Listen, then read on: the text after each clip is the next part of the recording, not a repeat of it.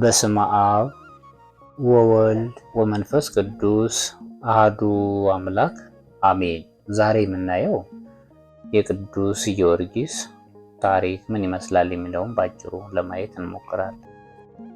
ጊዮርጊስ ማለት ኮከብ ብሩህ ሐረገ ወይን ፀሐይ ማለት ነው። ቶማስ ዘልዳ እንዲለው ሀገሩ ልዳ ነው። አባቱ ዞሮንቶስ ይባላል። በልዳ መስፍንነት ተሹሞ ይኖር ነበር። እናቱም ቴዎብስቲያ ትባላለች። ማርታ፣ ድስያ የሚባሉ እህቶች ነበሩ። ቅዱስ ጊዮርጊስ 10 ዓመት ሲሆነው አባቱ ሞቶ ሌላ መስፍን ተሾመ። ደግ ክርስቲያናዊ ነበርና ከቤቱ ወስዶ እያስተማረ አሳደገው። እርሱም ፈረስ መጋለብ፣ ቀስት መወርወር ለመደ። ጦር ሜዳ ወጥቶ ከጠላቶቹ መሃል ገብቶ እኔ የክርስቶስ ወታደር ጊዮርጊስ መጣሁባችሁ ሲላቸው ደንግጠው ይሸሹ ነበር። ቅዱስ ጊዮርጊስ እንዲህ እያለ አድጎ 20 ዓመት ሲሞላው መስፍኑ የ15 ዓመት ቆንጆ ልጅ ነበረችውና እርሷን አግብቶ ሀብቴን ወርሶ ይኑር ብሎ ድግስ ሲያስደግስ ዳስ ሲያስጥል ጌታ ቅዱስ ጊዮርጊስን ለዚህ አላጨውምና የመስፍኑን ነፍስ ወሰደ። እርሱም ሐዘኑን ጨርሶ ወደ ቢሩት ሀገር ሄደ። ይቺ ቢሩት በኢያሪኮ ዳርቻ ያለች ቅጽሯ ሰፊ አምባዋ ጽኑ የሆነች ሀገር ናት። ሰዎቿ ግን እግዚአብሔርን የማያውቁ ድራጎንን የሚያመልኩ ነበሩ። ድራጎን እንደ ንስር 2 ክንፍ፣ እንደ ፍየል ጽሕም፣ እንደ አንበሳ ፈርጣማ ክንድና እግር፣ እንደ ዘንዶም ጅራት ያለው፣ አንገቱ እንደ ሰጎን የሰገገ፣ ጥርሱ እንደ አዞ ጥርስ የረዘመ ታላቅና አስፈሪ አውሬ ነው።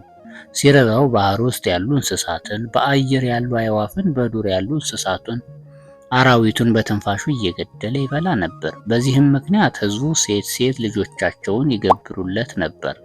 ልጆቻቸውን ሰጥተው ቢጨርሱ ሹሙን ልጆቻችን ሰጥተን ጨረስን፣ ሚስቶቻችንን እንዳንሰጥ ያለ እነርሱ መኖር አይቻለንም፣ ካልሰጠነው ደግሞ ይፈጀናል፣ ያጠፋናል፣ ስለዚህ ወደ ሌላ ሀገር እንሄዳለን አሉት። በዚህ ሰዓት ንጉሱ እኔም ልጄን እሰጣለሁ፣ ሀገራቸውን ግን ትታችሁ አትሄዱ አላቸው።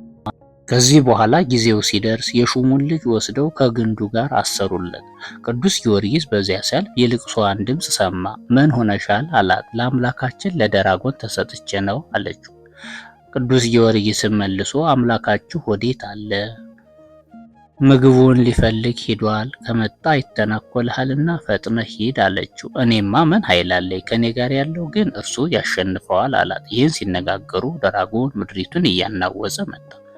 በዚህ ሰዓት ሊበላው ሲቀርብ ስመ እግዚአብሔር ጠርቶ ቢያማትብበት በላዩ ያደረ ሰይጣን እንደ ጉም ተኖ እንደ ትቢያ በኖ ጠፋ።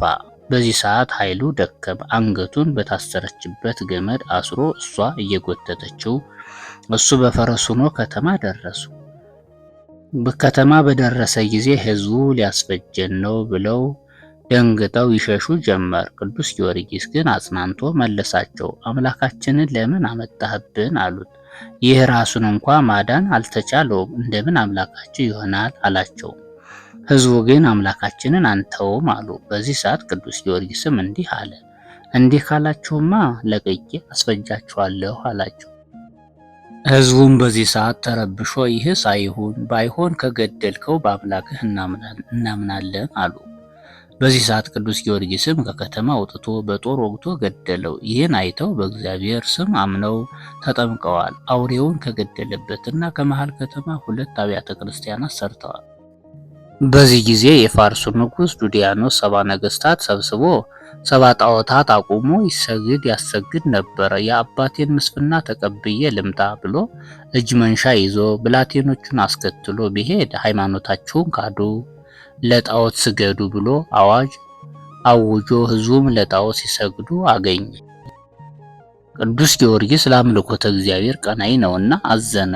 ወርቁን ብሩን ለነዳያን መጽቶ ብላቴኖቹን አሰናብቶ ነገሥታቱ ከተሰበሰቡበት ገብቶ አነ ውእቱ ክርስቲያናዊ ወአምን በእግዜ ኢየሱስ ክርስቶስ አለ። በዚህ ሰዓት ንጉሥ ዱዲያኖስ 3 ዓመት ሙሉ ሃይማኖታችሁን ካዱ፣ ለጣዖት ስገዱ ስል እንዲህ ያለኝ አንድ ስንኳ የለም። ለመሆኑ የማን ልጅ ነህ? ሀገርህስ ወዴት ነው አለ። ቅዱስ ጊዮርጊስም መልሶ ለንጉሱ እንዲህ አለ፣ ከኔ ጋር ምን ኅብረት አለህና አባቴን ሀገሬን ትጠይቃለህን? አለው።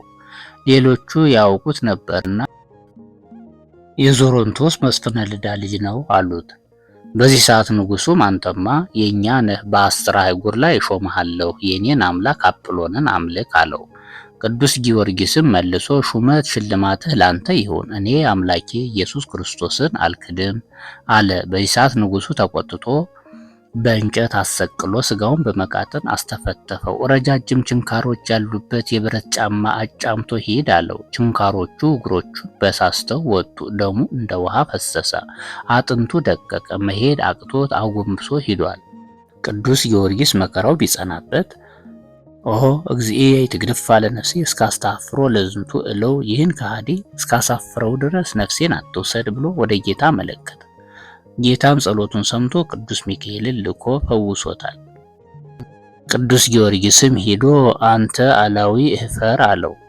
በዚህ ሰዓት ተናዶ በሰባ ችንካር አስቸንክሮ በእሳት አስተኩሶ አናቱን በመዶሻ አስቀጥቅጦ በሆዱ ላይ የድንጋይ ምሰሶ አሳስሮ እንዲያንከባለሉት አደረገ። የማይሞት ሆነ። ስጋውን በመጋዝ አስተልትሎ ጨው ነሰነሰበት። ስጋው ተቆራርጦ ወደቀ። ከዝግ ቤት ትተውት ሄዱ። በመንፈቀ ሌሊት ጌታ በእጁ ዳሶ አስነስቶ ገና 6 ዓመት ስለ ስሜ ትጋደላለህ፣ 3 ጊዜ ትሞታለህ፣ በአራተኛው ተርፋለህ አለው። ሲነጋ ከንጉስ ሄዶ አንተ ከሃዲ እፈር፣ አምላኬ አዳነኝ አለው። በዚህ ሰዓት ንጉሱ ተናዶ የማያሸንፈው ቢሆን በስራይ የሚያሸንፍልኝ ባገኝ ቤቱን በወርቅ ሞላለታለሁ አለ። አትናሲዮስ የተባለ መሰሪ መጥቶ ንጉስ 1000 ዓመት ንገስ፣ ጠላትህ ይደምሰስ አለው። ንጉስም በምን አውቃለሁ አለው። መሰሪውም ላም አስመጥቶ በጆሮዋ ቢያንሹካሹክባት ከሁለት ተሰንጥቃለች። ለጊዜው እርሱንም እንዲህ የሚያደርግለት መስሎት ንጉሱ ደስ አለው። ያ መሰሪ ሆድ በጥብጦ አንጀት ቆራርጦ የሚገድል መርዝ ተቀምሞ አስማተ ሰይጣን ደግሞ ለቅዱስ ጊዮርጊስ ሰጠው። ቅዱስ ጊዮርጊስ በእግዚአብሔር ጠርቶ ቢጠጣው እንደ ጨረቃ ደምቆ እንደ አበባ ሸብርቆ ተገኝቷል። ጠንቋዩ በዚህ ሰዓት ማረኝ ብሎ ከእግሩ ወደቀ። መመለሱን አይቶ የቆመባትን መሬት በእግሩ ረግጦ ውሃ አፍልቆ ወደ ጌታ ቢያመለክት ሐዋርያው ቶማስ በአካለ ነፍስ መጥቶ አጥምቆት ጥር 23 ቀን አንገቱን ለሰይፍ ሰጥቶ በሰማዕትነት መሰሪውም አርፏል። ከዚህ ቀጥሎ ያለውን የሰማዕቱን የቅዱስ ጊዮርጊስን ታሪክ ገድል በሚቀጥለው እንጨርሰዋለን።